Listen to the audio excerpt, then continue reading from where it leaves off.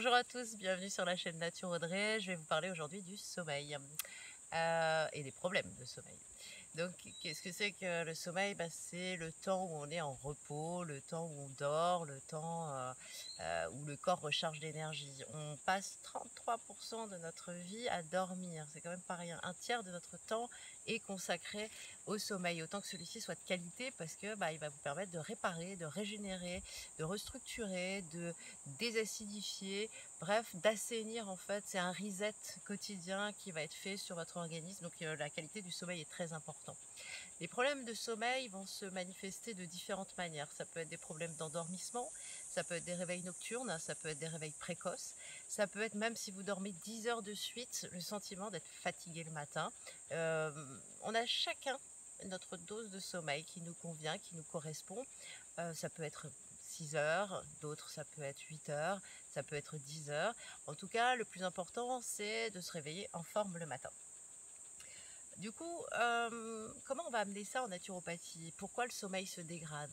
Bien évidemment, la majorité du temps, le stress va avoir un énorme incidence sur la qualité de votre sommeil. Si vous êtes préoccupé par votre quotidien professionnel, social, familial, le sommeil aura beaucoup de mal à s'installer. Si vous avez, des états dépressifs aussi, certaines personnes vont se réfugier dans le sommeil et d'autres au contraire, le sommeil va les fuir. Donc là aussi, c'est important de toujours pareil, hein, en naturopathie, d'identifier la cause de la cause de la cause. On peut avoir, si vous voulez, votre sommeil, c'est un train. Vous avez le wagon de tête, enfin la locomotive, le premier wagon, le deuxième wagon, le troisième wagon qui vont correspondre à vos cycles de sommeil. Le premier wagon, c'est l'endormissement, le sommeil lent léger, le sommeil lent profond, le sommeil paradoxal, et on a à peu près 3 à 5 cycles par nuit. Quand on a des problèmes de sommeil, c'est comme si un enfant avait joué avec ce train et avait inversé, si vous voulez, tous les wagons.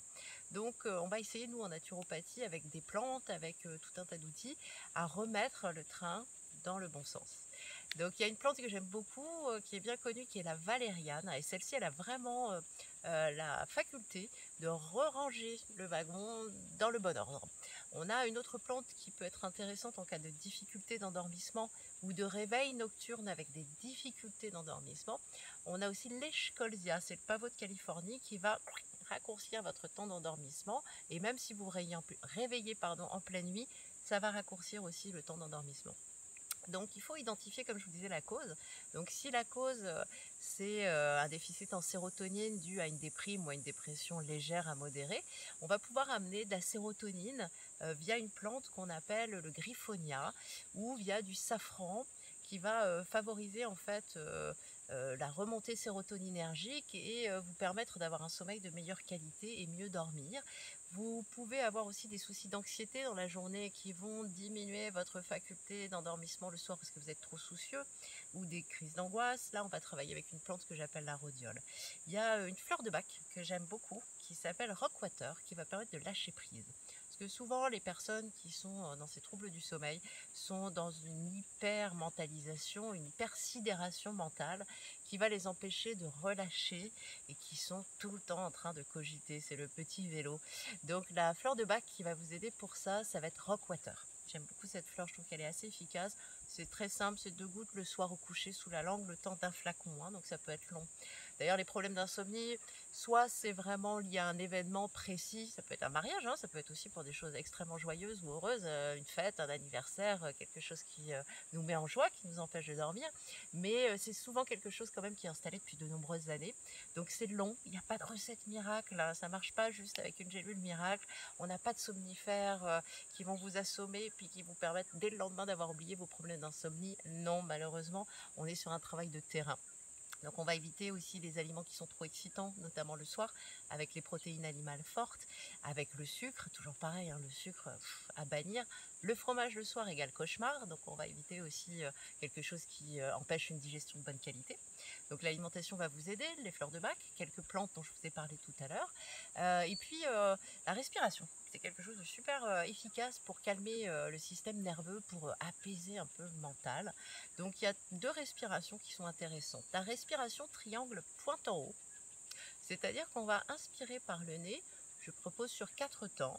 On fait une rétention poumon plein sur 5 temps et un expire freiné par la bouche sur 7 temps. On va le faire tous ensemble si vous voulez. Donc on souffle bien dans un premier temps et on y va. J'inspire sur 4. On bloque sur 5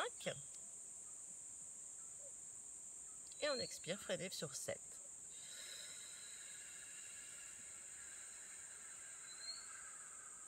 Et bien sûr on recommence.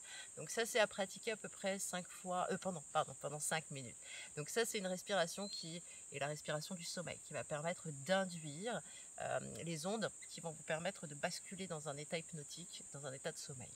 La deuxième respiration que je propose, qui est plus une respiration qui va baisser l'anxiété, ça va être la respiration de la cohérence cardiaque.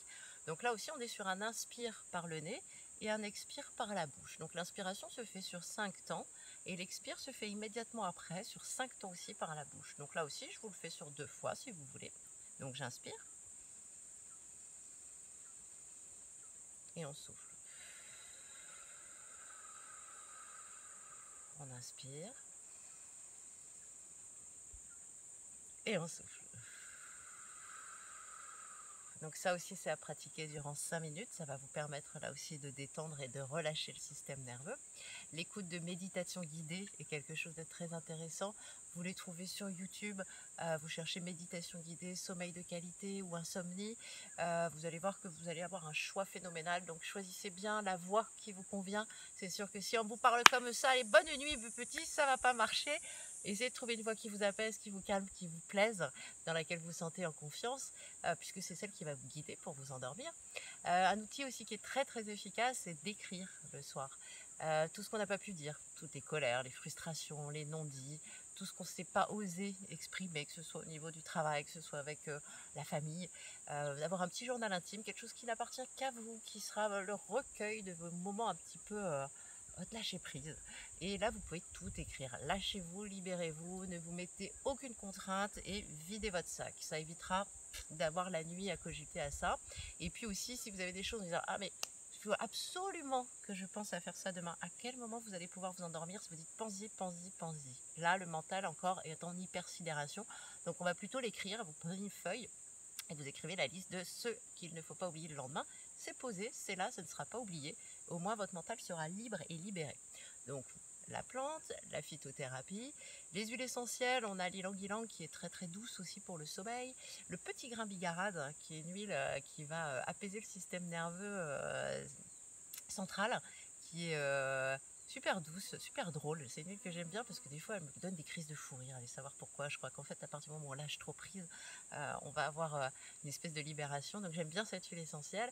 La lavande qui est bien connue, la camomille romaine ou noble. Voilà, c'est des huiles déjà assez générales qui peuvent vous permettre de vous guider. Donc quelques gouttes sur votre oreiller ou alors vous mettez un petit peu d'huile essentielle sur l'intérieur des poignets, au niveau de la nuque, au niveau du sternum. Ça peut être des huiles qui vont vous aider aussi à vous endormir. Donc voilà, les huiles essentielles, la phyto, les fleurs de bac, la respiration, on allège son alimentation le soir, la méditation guidée, vider vos idées sur un papier, sur quoi que ce soit. Je pense évidemment avoir oublié plein de choses, mais ce sera peut-être l'idée d'une seconde vidéo sur le sommeil. Si ça vous a plu, n'hésitez pas à vous abonner, à liker. Au plaisir de partager mes connaissances avec vous. Je vous embrasse bien naturellement.